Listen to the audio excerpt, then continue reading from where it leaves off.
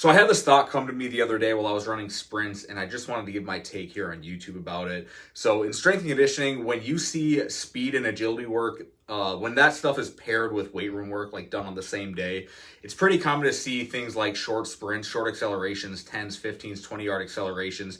That kind of work will be combined with the heavy strength training on the same day. Then you'll see max velocity sprints and true plyos with very short ground contact times. That stuff will be paired with lighter, faster strength work like Olympic lifts from blocks, dynamic effort lifting, things like that. And for context, when I say high or low intensity strength work, I'm talking about percentage of 1 rep max. So acceleration-based field work typically gets paired with heavier barbell loads, while max velocity-based field work gets paired with lower load, higher velocity strength training. It's kind of a really easy way to frame it.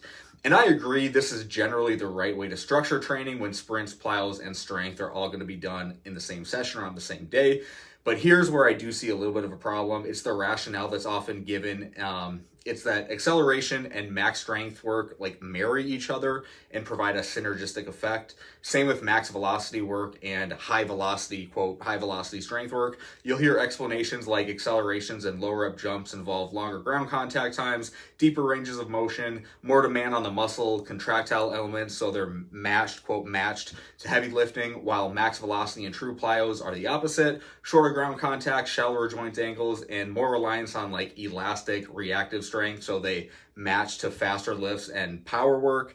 And while there's some truth there, I think it's a little bit imprecise. So here's my take on it. Acceleration pairs well with max strength, not because they're synergistic, but because the outputs are lower. Accelerations don't reach the same peak velocities or require the same neural drive as max velocity sprinting. That means they don't hammer the nervous system as hard. So you still have the capacity to push the heavy weights afterward doing that kind of work.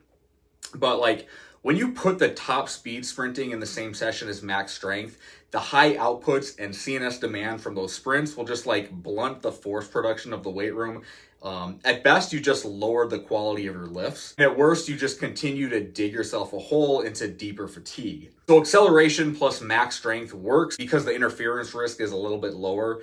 On the other hand, when you're doing max velocity sprints and true plyos, the weight room stress should be lighter or lower and more velocity, quote, velocity oriented to keep the balance of stress and fatigue more appropriate. So that's why I agree with the common pairing structure of max velocity and lighter lifts, acceleration work and heavier lifts. I just think the reasoning behind it isn't what most coaches claim. So that's my take on it. If you're going to do sprints and plyos and strength training on the same day, the acceleration type of work and the low rep or single rep effort jumping is going to go better with the max strength work, and the high velocity sprinting, the max effort sprinting, and the true plyometrics is going to go better with like the lower intensity sprinting. It just isn't because like those two types of quality pairings marry each other better. So yeah, that's my take on the subject. I just wanted to share it with you guys. So thanks for watching. See you next video.